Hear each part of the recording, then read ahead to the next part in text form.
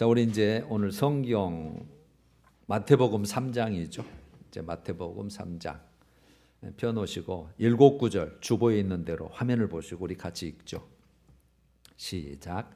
그때에 세례 요한이 회개하라 천국이 가까이 왔느니라 하니 자기들의 죄를 자복하고 요단강에서 그에게 세례를 받더니 요한이 많은 바리새인들과 사두개인들이 세례 베푸는 대로 오는 것을 보고 이르되 독사의 자식들아 누가 너희를 가르쳐 임박한 진노를 피하라 하더냐. 그러므로 회개에 합당한 열매를 맺으라. 이미 도끼가 나무 뿌리에 놓였으니 좋은 열매를 맺지 아니하는 나무마다 찍혀 불에 던져지리라. 나는 너희로 회개하게 하기 위하여 물로 세례를 베풀거니와 그는 성령과 불로 너희에게 세례를 베푸실 것이요 손에 키를 들고 자기의 타작마당을 정하게 하사 알곡은 모아 곡간에 들이고 쭉정이는 꺼지지 않는 불에 태우시리라. 아멘. 우리가 1월 초부터 생명의 삶 큐티가 마태복음으로 들어왔죠. 오늘 아마 6장 중간 정도가 진행되는데 오늘이 이제 마태복음 첫 번째 시간이에요. 계속 2월 달도 마태복음 18장까지 가던데 2월 달도 마찬가지겠죠. 마태복음이 중요한 것은 사복음서 중에 첫 번째지만 예수님의 말씀 교훈이 중심이 되기 때문에 정말 중요한 거예요. 자, 오늘은 이제 첫 번째 시간으로 이제 본문을 눈으로 보면서 좀 확인하시죠. 1절. 그때에 세례 요한이 이르러 유대 광야에서 전파하여 말하되, 그때에는 예수님의 이제 공생의 시작할 때 한 30세쯤 되었더라 이렇게 되니까 시작할 즈음에 세례 요한으로 붙여졌는데 세례를 주는 선지자 요한, 그렇죠. 세례를 주는 선지자 요한, 그래서 줄여서 그냥 세례 요한. 2절. 회개하라 천국이 가까이 왔느니라 하였으니, 회개하라 천국이 가까이 왔다. 예수님도 첫 번째 사역하면서 하신 말씀이 마태복음 4장 17절에 똑같아요. 회개하라 천국이 가까이 왔다. 회개할 이유는 천국이 가까이 왔기 때문이에요. 또 가까이 왔기 때문에 회개해야 되고, 무슨 뜻이냐면 이제 구원주, 구세주, 메시아, 그리스도죠. 구세주가 이제 왔다. 그래서 지금은 하나님 나라에 합당한 자로, 여러분 하나님 나라에 합당하다 그 말은 하나님 나라를 상속받을 자라는 거라고 똑같아요. 유업을 상속받을 자. 그런 자로서 올바른 하나님과의 관계를 가져야 될 때가 왔다 그 말이에요. 하나님 관계. 5절. 이때에 예루살렘과 온 유대와 요단강 사방에서 다 그에게 나와 많은 사람이 나왔겠죠. 6절. 자기들의 죄를 자복하고 요단강에서 세례를 받으니, 자기들의 죄를 고백하고 세례를 받았다. 7절이 중요하죠. 요한이 많은 바리새인들과 사두개인들이 세례 베푸는 데로 오는 것을 보고 이르되, 그때는 이제 그 유대인 중에 바리새파, 사두개인파, 에세네파, 열심당 이렇게 이제 다 하나의 특성 그 단체들이 구성되어 있는데, 가장 베스트 종교적인 사람들이 두 부류예요. 물론 이제 에세네파는 이제 숨어서 아예 그냥 떨어져서 산속에서 사는 파지만, 이 두 사람들은 이제 이렇게 예루살렘 도시에 살면서 바리새인들과 사두개인. 그럼 바리새인들은 우리 많이 들었잖아요. 바리새인들이 가장 예수님의 책망을 많이 들은 자인데, 자신들을 보통 그 유대인 사람들하고 분리시켜서, 특별히 우리는 특별하게 믿어야 된다, 철저하게 분리시켜서 오직 율법 중심으로 율법에 순종해서 오실 메시아를 준비해야 된다고 하는 자기들만의 방법을 만들어낸 그런 부류고, 사두개파는 제사장들의 후손이에요. 그리고 이제 정치적인 성향이 많고, 그 두 부류가 세례 베푸는 데로 오는 것을 보고 이르되, 독사의 자식들아. 세상에 그냥 세례 한번 받아보려고 왔는지 독사의 자식들아, 누가 너희를 가르쳐 임박한 진노를 피하라 하더냐. 이렇게 됐는데 여러분 여기서 임박한 진노는 심판, 종말론적인 심판을 말해요. 하나님 앞에서 받는 심판. 이 뜻이에요. 임박한 진노를 피할 수 있다고 누가 너희를 가르치더냐 그 말이에요. 누가 너희를 가르쳐서 우리 당연히 임박할 진노 피할 자고 우리는 천국에 쏙 들어갈 자야 그렇게 누가 가르치더냐 이 독사의 자식들아 이거 말이거든요. 그러면 여러분 독사는 뱀이잖아요. 뱀은 이제 사단 마귀의 상징이에요. 그래서 뱀의 후손들아, 사단의 후손들아, 예수님도 거짓말쟁이라고 하면서 사탄의 자식들아라고 또 책망하는 데가 나와요.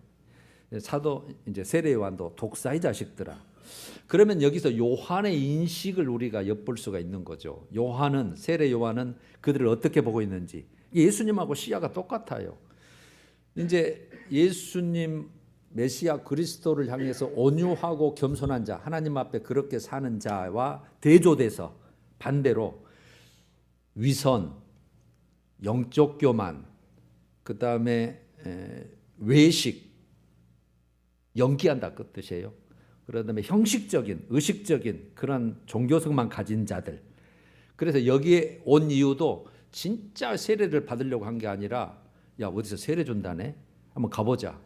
우리는 지금 열심히 참 잘 믿고 있는 사람들인데 어떤 죄인이 와서 하는지 한번 가서 보자. 구경꾼 스타일로 지금 온 그런 사람들이라고 보시면 돼요. 그래서 독사의 자식들아, 너희가 임박한 진노를 피할 수 있다고 누가 그렇게 가르치더냐 그 뜻이에요. 8절. 이제 그러면 임박한 진노를 피할 방법을 직접 그냥 그러므로 회개에 합당한 열매 맺고 해버려요. 회개에 합당한 열매. 여러분 우리가 합당하다는 말은 어떤 가치나 분량이 똑같다는 말이에요. 똑같다. 그러면 회개 나오고 열매 나오잖아요.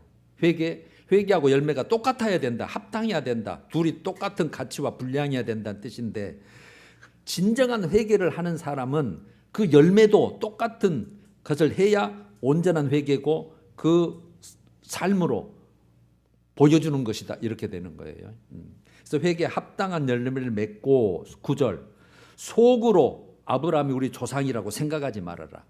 그들은 가장 어떤 그 자랑거리 우리 아브라함이 내 조상이고 나는 아브라함의 혈통에 가진 유대인이야. 하나님의 택한 백성이야. 선민이야. 우리는 마땅히 유업을 받을 자고 그냥 언제든지 하나님 나라에 쏙 들어갈 자야. 이렇게 있는데 그 얘기 그런 자녀라고 생각하지 마라. 그래서 회개에 합당한 열매를 맺어라. 내가 너희에게 이르노니 하나님이 능히 이 돌들로도 이제 지금 강에 서 있으니까 뭐 돌들도 있을 거 아니에요. 물론 이제 실제적으로 이 문자적으로는 돌이 그 돌이 맞아요.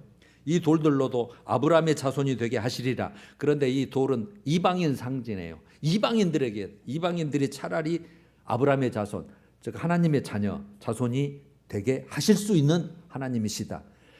그러니까 여러분 바리새인과 사두개인들로서는 충격적인 이건 선포입니다. 충격적입니다. 아니 우리는 혈통도 성전도 있고 율법도 있고 지금 그렇게 살고 있고 지키고 있는데 뭐?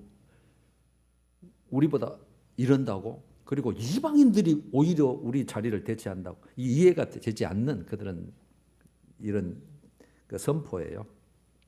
10절 이미 도끼가 나무 뿌리에 놓였으니 자 이제 그 아까 7절이죠. 임박한 진노를 이제 하나님의 그 종말론적인 심판을 비유로 이제 이렇게 도끼가 나무 뿌리에 놓였다. 심판의 상징을 비유하는 거죠. 지금 아까 임박한 진노를 다른 표현으로 우리 알기 쉽게 비유를 한 거죠. 도끼로 나무 줄기를 치는 게 아니라 어디를 쳐요? 뿌리를 치면 완전히 죽어버리죠. 심판에 완전하고 지금 놓였으니 그랬죠. 도끼가 나무 뿌리에 지금 바로 지금 칠 정도. 그래서 임박했다. 그 심판은 완전하다. 뿌리를 치는 죽는다. 이런 뜻이에요. 이미 도끼가 나무 뿌리에 놓였으니 좋은 열매를 맺지 아니하는 나무마다 이제 좋은 열매가 아까 뭐다가 똑같을까요? 회개에 합당한 열매. 나무로 봐서는 좋은 열매 아니면 찍힌다. 아니하는 나무마다 찍혀 불에 던져리라. 하나님 심판의 결과죠. 불에 던져진다. 11절 나는 너희에게 회개하게 하기 위하여 물로 세례를 베풀거니와. 세례 목적이 여기 나왔어요. 세례 요한이 물로 회개를 주는 목적이 여기 있고, 그는 예수님은 말이죠. 예수님 메시아 그리스도는 성령과 불로 너희에게 세례를 베푼다. 자, 요한 나는 물로 세례를 베풀지만 내 뒤에 오시는 능력 많으시는 그분은 성령과 불로 세례를 준다. 자, 마지막 구절 12절이죠. 손에 키를 들고 자기의 타작마당을 정하게 하사. 이것도 심판의 상징에 대한 비유죠. 아까 도끼가 나무 뿌리에 지금 곧 찍힌다는 것하고 손에 키, 도리지깨질이라는 거예요. 그래서 콩이나 뭐 이런 거 놓고 이제 뭡니까, 거적에 놓고 이제 두들겨서 이게 고르잖아요. 타작마당. 자기의 타작마당을 정하게 하사. 그 이제 심판의 결과 알곡은 모아 곡간에 드립니다. 쭉정 알고 고르려고 하는 거죠, 사실은. 쭉정이는 꺼지지 않는 불에 태우신다. 그럼 여기서 알곡은 참 회개에서 합당한 열매를 맺는 자를 알곡으로 표현을 했겠죠. 그래서 모아서 곡간에 드린다. 하나님의 소유로서 영원한 안식처에 들어간다. 뭐 천국에 들어간다 이렇게 보시면 되는 거죠. 이렇게 이제 비유를 해놓은 거니까요. 그다음에 쭉정이는 회개 열매가 없는 자들, 알곡이 못 되고, 쭉정이는 꺼지지 않는 불에, 꺼지지 않는 불, 영원히 지속되는 불에, 아까도 불에 던져진다, 불로 태우신다. 유황불못을 상징하는 것들이에요. 지옥, 유황불못에 가서 던져지고 태워진다. 자, 이제 이게 본문 끝났어요. 이제 성경 제가 안 보셔도 돼요. 자, 핵심 내용 제가 오늘 두 가지죠. 핵심 내용이. 자, 이제 메시아 그리스도. 여러분, 제가 예수님을 항상 세 가지로 표현할 때 뭘로 표현하는지 세 가지 다 알고 계셔요. 먼저는 창조주다, 구원주다, 심판주다. 가장 중요한 것들이에요. 뭐 많이 있지만 창조주시다, 구원주시다, 심판주. 심판주로서 이제 메시아가 왔다. 세례 요한이 바로 지금 이제 세례 받으러 오실 거 아니에요. 심판주로서 메시아가 왔다. 그래서 이제는 임박한 진노를 피하려거든 회개에 합당한 열매를 맺어라. 비유로 도끼가 나무 뿌리에 놓였다고 한다면 찍혀 불에 던져지지 않으려거든 어떻게 해야 돼요? 좋은 열매를 맺어라. 또 한다는 손에 키를 들고 타작마당을 정하게 하시는 분이시다. 그래서 알곡과 쭉정이를 고르는데 알곡은 모아서 곡간에, 쭉정이는 꺼지지 않는 불에 태우신다. 여러분, 여기에서 우리가 좀 착각하지 않았으면 하는 것이, 나는 교회 다니기 때문에 알곡이야라고 그렇게 생각을 하거나 그런 메시지를 들으신 적이 있으실 거예요. 안 다닌 사람이 쭉정이고 나는 알곡이고. 그렇지 않아요. 쭉정이는 알곡이 되려다 곡식이에요. 곡식인데 곡식을 심었는데 알곡으로 되는 것이 있고, 쭉정이 알맹이가 없이 껍데기만 있는 걸 쭉정이라 그러잖아요. 다 믿는 자들을 얘기하는 표현이에요. 그래서 믿는 자는 알곡과 쭉정이로 나누고, 그러면 전혀 안 믿는 자는 뭘로 표현되어 있을까요? 이제 13장에 이제 천국 비유장에 나옵니다. 거기 가라지로 비유되어 있어요. 가라지는 곡식하고는 전혀 다른 성격이에요. 그래서 나는 교회 다니기 때문에 알곡이다. 이거 전부 착각을 안 해야 돼요. 그래서 지금 알곡 신자가 있고 쭉정이 신자가 있고, 알곡 믿음이 있고 쭉정이 믿음이 있고, 이렇게 보시면 돼요. 그게 첫 번째예요. 자, 이제 심판주, 구원주도 되시지만 이제 심판주 되신 메시아가 이제 왔다. 이제 심판주다. 그래서 우리는 이렇게 열매를 맺고 살아야 된다는 것이 첫 번째고, 그 다음에 이제 세례에 대해서 말을 하잖아요. 물세례가 있고 성령과 불세례가 있다. 여러분, 이 세례에 대해서 가장 핵심적인 구절이 사도행전 2장 38절이에요. 베드로가 성령 충만받고 선포했던 말씀. 너희가 회개하여, 지금 유대인들에게 말하는 거죠. 너희가 회개하여 예수 그리스도 이름으로 세례를 받고 죄사함을 받으라. 그리하면 성령의 선물을 받으리니, 이 말씀이에요. 여기 다 들어있어요. 자, 회개한다는 말은 내가 죄인이란 것을 인정하는 거죠. 내가 죄인 맞다. 그래야 회개를 하죠. 내가 죄인이 아닌데 뭐들 회개를 해요. 그래서 죄를 인정하고 고백해서 예수 그리스도의 이름으로, 예수 그리스도를 믿어서 믿음으로 세례를 받고, 그러면 그 결과가 죄사함을 받으라. 그러면 죄사함을 받았는지 안 받았는지 뭐 태가 없잖아요. 그리하면 성령을 주시리니, 성령의 선물을 주시니, 이렇게 돼 있어요. 제가 좀 더 풀어드릴게요. 자, 먼저 요한의 물세례예요. 요한의 지금 물세례, 물로 세례를 주잖아요. 물로 세례를 주는 목적이 뭐라고요? 아까 11절에 나왔는데 회개하게 하기 위하여요. 회개하게 하기 위하여. 어떠한 절차, 의식, 어떤 그 행사를 만들어 놓고 참석하게 만들어야 뭘 하잖아요. 그래서 물로 회개하게 하기 위하여 물세례를 지금 이 장 만들어 놓은 거라고 이렇게 보시면 돼요. 회개하게 하기 위하여. 마가복음 1장 4절이나 누가복음 3장 3절에 죄 사함을 받게 하는 회개의 세례를 베풀었다, 이렇게 돼요. 회개의 세례. 회개하게 하기 위하여, 회개할 수 있도록, 말하자면 그 상황을 만들어 놨다, 그렇게 보시면 돼요. 그러면 세례의 의미는 뭐죠? 여러분 이제 몇 년간 제가 문자를 계속 보내드리는 거죠. 세례의 의미, 그래서 다 이제 아마 이제 숙주가 되셨을 텐데, 세례는 물속에, 원래는 이제 침례죠. 물속에 담가졌다가 나오는 거. 그래서 이제 원래는 물속에 담갔다가 이제 꺼내는 그런 의식인데, 우리는 간단히 해서 물로 이제 머리에 뿌려서, 똑같아요. 내용은 똑같아요. 그러면 옛사람은 물을 가상의 땅으로, 우리가 땅속으로 들어갈 수는 없으니까 바로 물속은 들어갈 수 있잖아요. 땅으로 가정해서 물속에 들어가다 땅속에 들어가 나는 죽었다고 하는 뜻이에요. 옛사람은 죽었습니다. 내 죄 때문에. 그리고 이제 올라오잖아요. 물속에서. 그러면 이제 땅속에서 나오는 거. 새 사람으로 다시 태어났다. 그래서 옛사람의 장례식 나왔을 때는 새 사람의 출생 신고식, 그 문자 기억나시죠?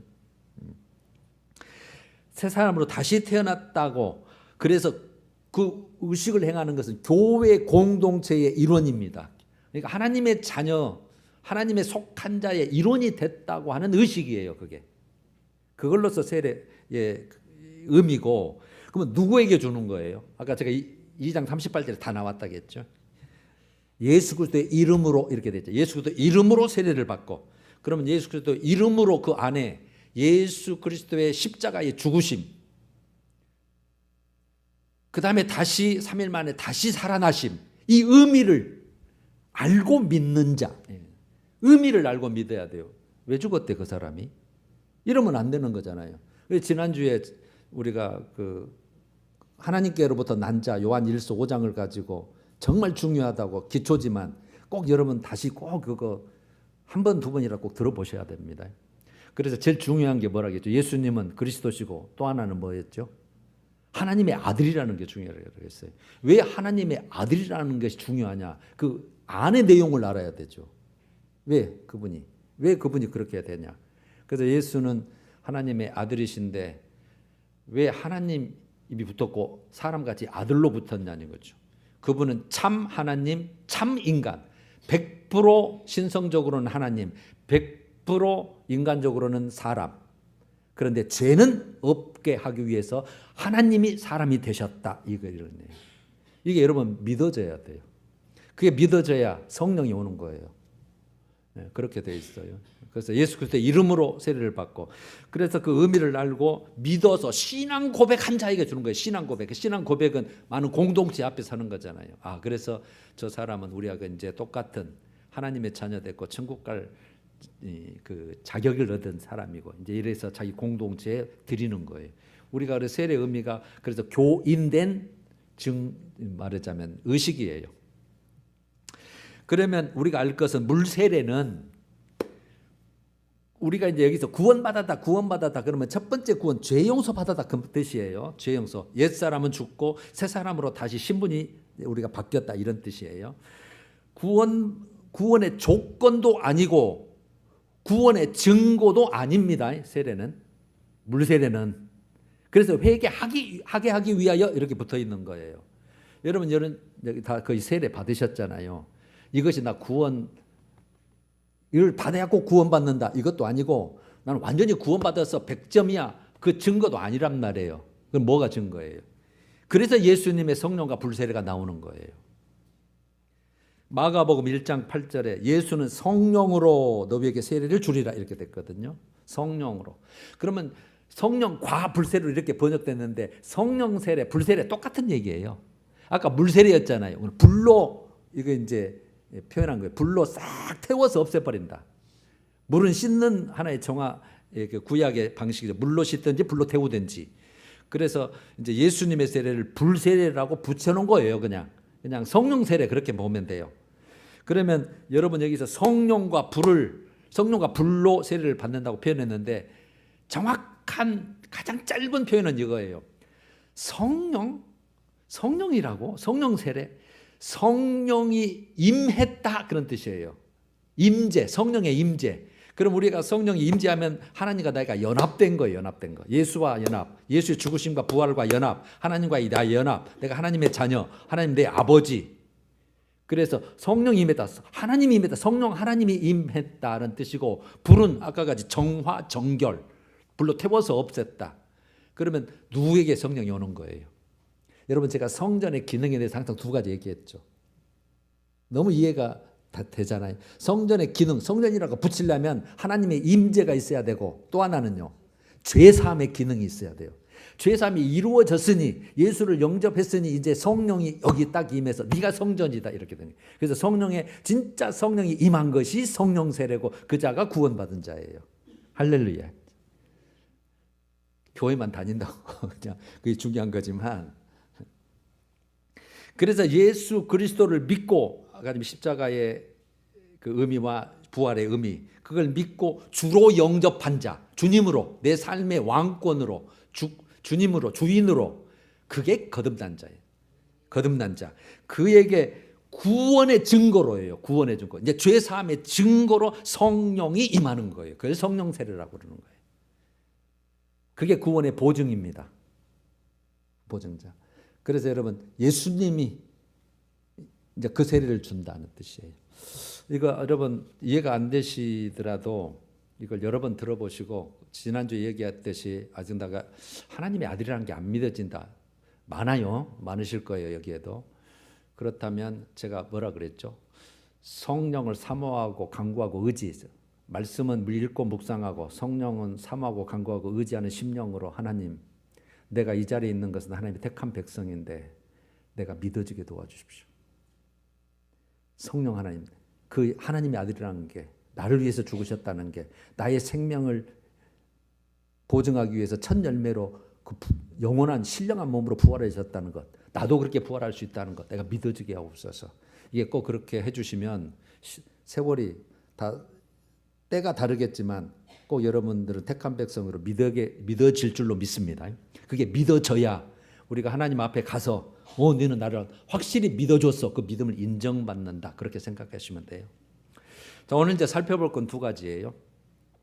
세례 요한이 바리새인과 사두개인을 왜 그렇게 책망을 했냐는 거죠. 독사의 새끼들아, 임박한 진노의 대상들아 이거죠.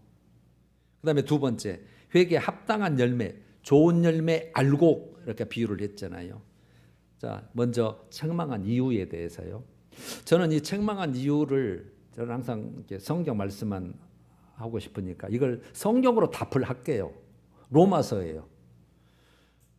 로마서 2장 4절에서 5절에 2장 4절에서 5절 하나님의 인자하심이 너를 인도하여 지금 바울이 로마 교인들 새로 막 예수 믿는 자들 유대인도 있을 것이고 헬라인도 있을 것이고 다 이제 그 대상이에요. 하나님의 인자하심이 너를 인도하여 회개하게 하심을 알지 못하여 회개하게 하심을 알지 못하여 하나님의 인자하심과 용납하심과 길이 참으심의 풍성함을 멸시하느냐? 지금 막 회개해라 막 조건을 만들고 말을 듣게 만들고 메시지를 전하고 자기도 이제 막 그래야 되겠다 생각도 들기도 하겠지만 그런데 하나님이 인자하셔요. 용납하셔요. 길이 참으셔요. 이걸 멸시해요. 뭐 꼭 해야 돼? 그냥 다니면 되지. 나 착하게 사는데 뭐 그렇게까지 꼭 뭐 해야 돼? 이런다 이 말이에요. 그걸 멸시하느냐? 그 풍성한 지금 참고 계시고 기다려 주시고 인내하고 계신 그 하나님의 그 사랑과 자비, 그 인내하심을 지금 네가 멸시하느냐? 다만 네 고집과 회개하지 아니한 마음을 따라 네 고집과 그 회개하지 마음을 때문에 진노의 날, 곧 하나님의 의로운 심판이 나타나는 그날에 임할 진노를 지금 네가 쌓는도다 그래야 돼요. 바리새인과 지금 서기관이 딱 이 꼴이란 말이에요. 나는 우리 손민이야. 내가 지금 얼마나 잘 믿고 있는데 나는 막 금식, 구제, 기도 할마다 하고 성전에서 예배도 드리고 제사 짐승도 드리고 막 다해 막 이렇게 완전히 자기는 만족하고 있는데 로마서 이 방 말씀처럼 회개하게 하심을 알지 못하느냐, 멸시하느냐, 이 말 진노를 네가 지금 쌓느냐. 그래놓고 그 신앙 모습의 표현이 로마서 2장 28절 29절로 제가 답을 하는 거예요. 28절 29절. 무릇 표면적인 유대인이 아니요 육신의 할례가 아니니라. 설명해 볼게요. 표면적 겉사람이에요. 표면적인 유대인이 진정한 유대인이 아니요. 말을 바꿔볼게요. 표면적인 그리스도인이 진정한 그리스도인이 아니요 육신의 할례가 진정한 할례가 아니니라. 제가 아까 세례는 구원의 보증이고 죄사함의 보증이 아니라 그랬잖아요. 이런 다른 여자들은 할례를 받았어요. 육신의 세례가 우리 받는 물 세례가 진정한 세례가 아니니라. 오직 이면적인 유대인이요. 이면적. 이제 반대요. 겉사람하고 속사람 안에 반대쪽 이면적. 내적인 속사람. 속사람의 그리스도인이 진정한 그리스도인이요.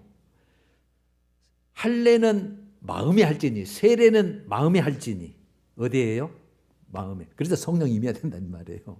마음에 할지니 영 안에 있고 성령 안에 있고 이렇게 돼 있어요. 성령이 임해야 된다는 말이에요. 결국은 마음에. 이해가 좀 되신가요? 그냥 물 받았다고 그냥 여기 나와서 세례했다고 그게 된 게 아니고 그건 하나의 의식이고 회개하게 하기 위하여 하는 것이고 할례는 마음에 할지니 성령 안에 있고 그 칭찬이 그 인정이에요. 그 번역이. 그 인정이 사람에게서가 아니에요. 그들은 사람에게 나 물 세례 받았어. 여러분들 세례 받을 때 목사에게 받았어. 이거거든요. 다 사람 다 받잖아. 다 인정하지? 인정은 하죠. 그게 중요한 게 아니고 그 인정은 사람에게서 아니요 오직 하나님에게서니라 이렇게 됐어요. 하나님이 인정을 해야 돼요. 그래서 여러분 지난주에 내가 믿어서 천국 간다 이건 인본주의고 하나님이 예수님이 인정하는 믿음으로 천국 가는 거예요. 왜? 그분이 들어오라고 들어가니까. 그분이 심판 주니까. 아셨죠? 나는 이 정도 됐어. 그래서 이게 안 통한단 말이에요. 자, 그게 답이에요. 왜 책망한 이유가 자기는 잘 믿어요. 믿는다고 생각을 해요. 그런데 하나님의 기준에는 말씀의 기준에는 예수님의 기준에는 안 맞아요. 전혀. 꼭 비유가 예수님의 비유하고 이것하고 똑같아요. 열매 없는 잎사귀만 무성한 무화과 나무. 이해가 되시죠? 나무는 열매가 목적이잖아요. 무화과 나무 뭐 따먹으려고 보니까 지금 예루살렘을 비유한 거잖아요. 따먹으려고 보니까 열매가 없는 거예요. 잎사귀만 무성. 풍채는 대단한지. 예수님이 저주해 불잖아요. 그 다음날 말라버리고. 이거 똑같아. 그 다음에 이제 저쪽 22장, 23장에 가면 마태복음 이제 하시겠죠. 회칠한 무덤. 회를 하얗게 칠했으니까 깨끗하잖아요. 겉은 깨끗해요. 신앙생활 잘해요. 형식적으로, 의식적으로, 외식적으로 막 잘 지키고. 근데 안에는 썩은 시체가 있어서 부정하고 더럽고 회칠한 무덤. 이렇게 비유하시면 돼요. 바리새인과 서기관들의 모습이 그렇다는 뜻이에요. 자, 이제 오늘 핵심인 회개에 합당한 열매. 이제 이걸 보고 마치죠. 여러분, 회개를 말한다면 돌이켜 말씀 안으로 들어가는 것. 이렇게 아주 짧게 제가 돌이켜서 말씀 안으로 돌아온 것. 영적으로 도덕적인 삶으로, 우리 삶의 모든 거죠. 영적인 도덕적인 삶으로 돌이켜서 잘못된 바깥에 있는 말씀 바깥에 있는 것이, 그러니까 회개 기준이 뭐예요? 말씀이에요. 말씀 안으로 들어오는 것, 이게 회개예요. 에스겔서 18장 21절이 저는 잘 표현했다고 생각하는데, 만일 그가 행한 모든 죄에서 돌이켜야 돼. 일단 돌이켜 떠나야 돼요. 죄 자리에 있으면 떠나야 된다고요. 죄에 묻어 있으면 털어야 된다고요. 돌이켜 떠나 내 모든 율례를 지키고 정의와 공의를 행하면, 지키는 것이 행하는 거잖아요. 이게 말씀 안으로 정의와 공의, 율례 안으로 들어와야 되는 거예요. 지키고 행하면 반드시 살고 죽지 않는다. 살려면 그러게 해야 된다. 그게 진정한 회개예요. 그럼 여러분, 회개해야 할 이유, 해도 되고 안 해도 되는 거 아니야 그냥 다니면, 이게 아니고 반드시 해야 될. 여러분, 제가 정말 제일 많이 하는 말이 그거죠. 제일 큰 축복이 회개라고 항상 했잖아요. 가장 큰 특권이 회개고, 우리가 가장 큰 복이 회개할 수 있는 것이고, 언제든지 죄를 씻어서 하나님 앞에 설 수 있는 그런 정말 우리 특권, 은혜를 누리고 있는 자라고 항상. 여러분, 회개해야 될 이유가 한마디로 말하면 하나님과의 온전한 관계의 회복을 위해서 필수 조건입니다. 필수 조건. 하나님과의 온전한 관계 회복, 하나님과의 온전한 관계 회복을 위해서 필수 조건. 그래야 하나님이 약속하신 영적인 복, 육적인 복을 받아 누릴 수가 있어요. 우리가 결국 그거 누려야 되잖아요. 생명을 누려야 되고 모든 주님의 은혜를 누려야 되는데, 관계가 온전해야, 연결되어 있고 연합되고 같이 있어야 되는 거잖아요. 여러분, 여기에서 반드시 성령의 도우심과 일하심이 필요합니다. 아무리 회개라고 지금 여러분 들으셔도 마음이 냉랭히, 난 잘하고 있는데 왜 그러지? 나 죄 없어. 이 정도 했으면, 이 정도 헌신 봉사했는데, 다 아마 그런 부분이 있으실 거예요. 성령의 도우심. 여러분, 성령님은 회개의 영이십니다. 뭐 진리의 영, 거룩한 영, 하나님의 영, 예수의 영 많이 있겠지만 회개의 영으로 성경에 표현되어 있다고요. 회개의 영, 회개를 시키는, 회개를 도와주는, 말할 수 없는 탄식도 하시거니와 막 근심하시고, 회개의 영이어서 우리의 죄를 깨닫게 하셔요. 그래서 저는 정말 회개가 안 되시는 분은 성령이 없지 않는가, 이런 의심까지 들 정도예요.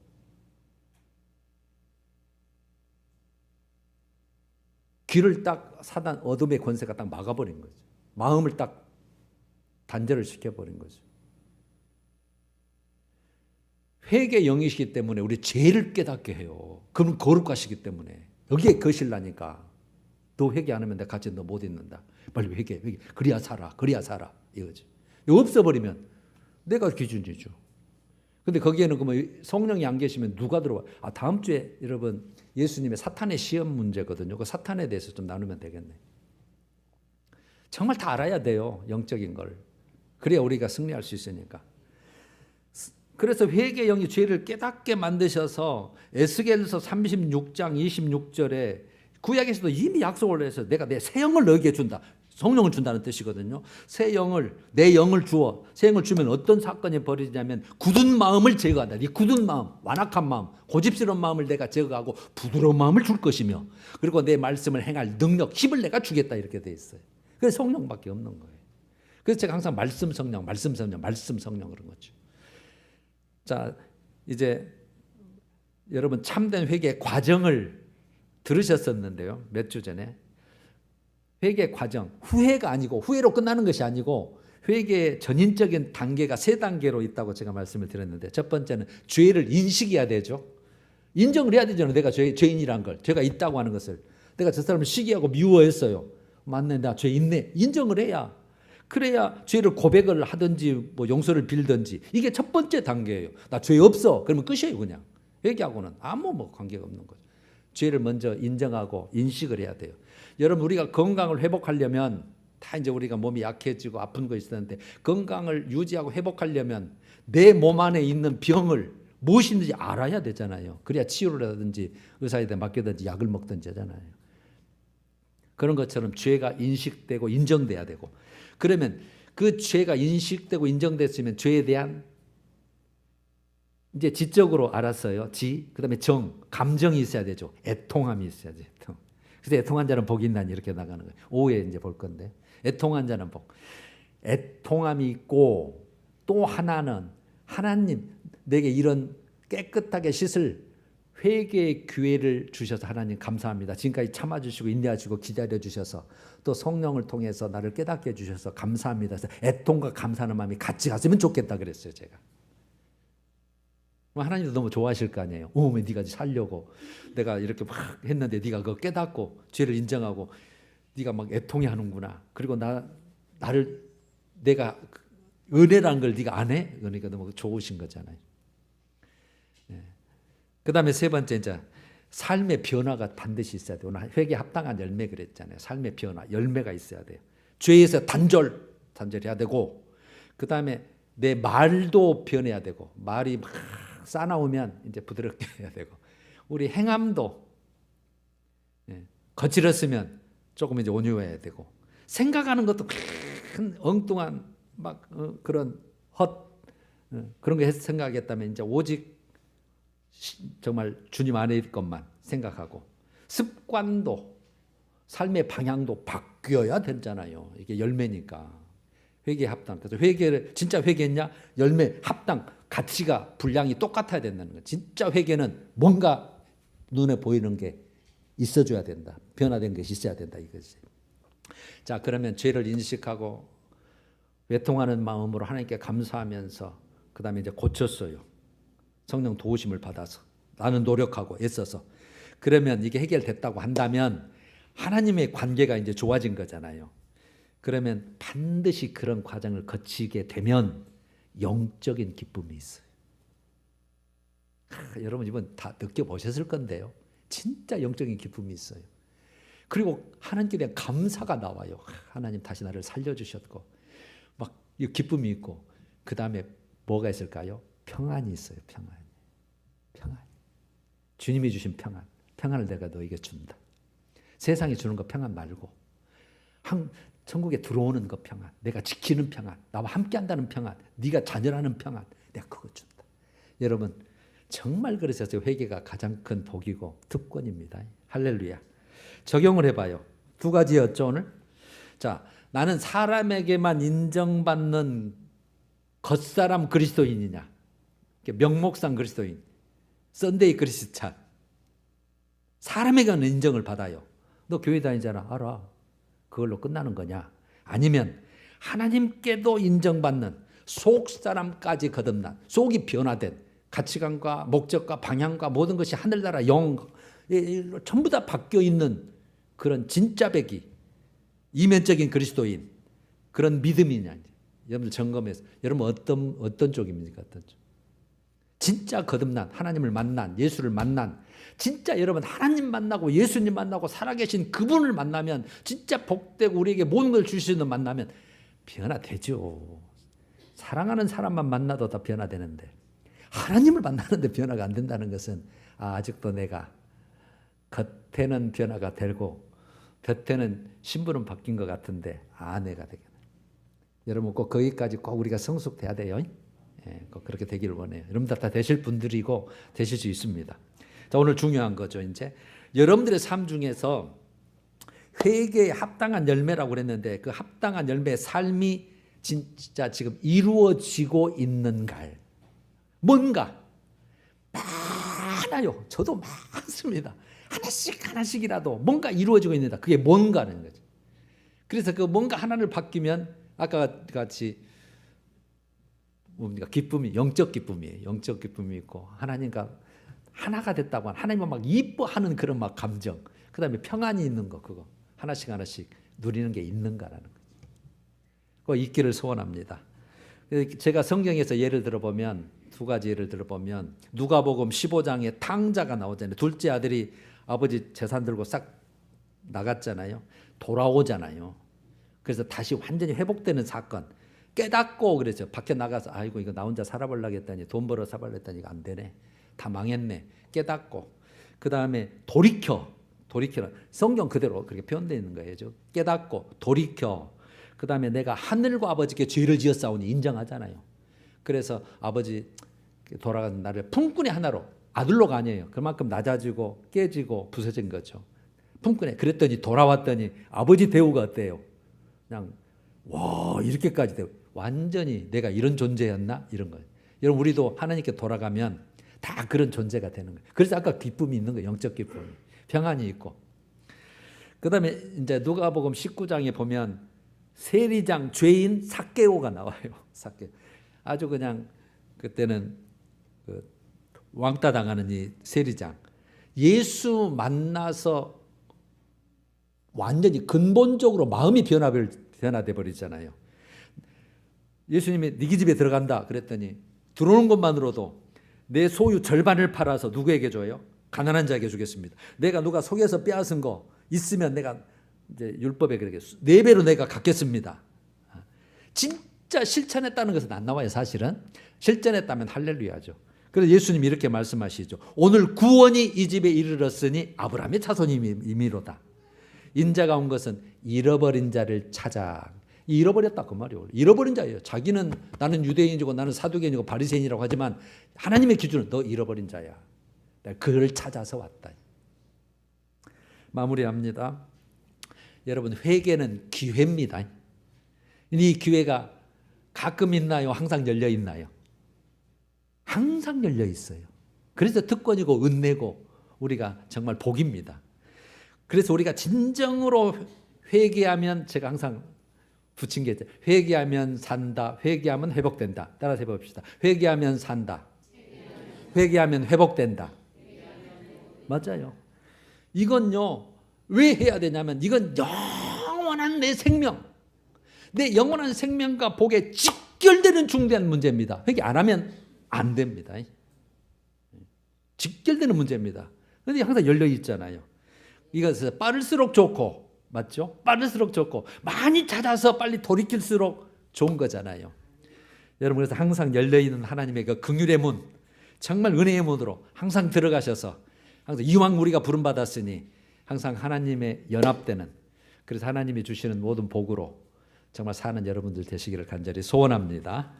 우리 찬양하십시다. 259장 예수 십자가의 흘린 피로써 그대는 씻기어 있는가 1, 2절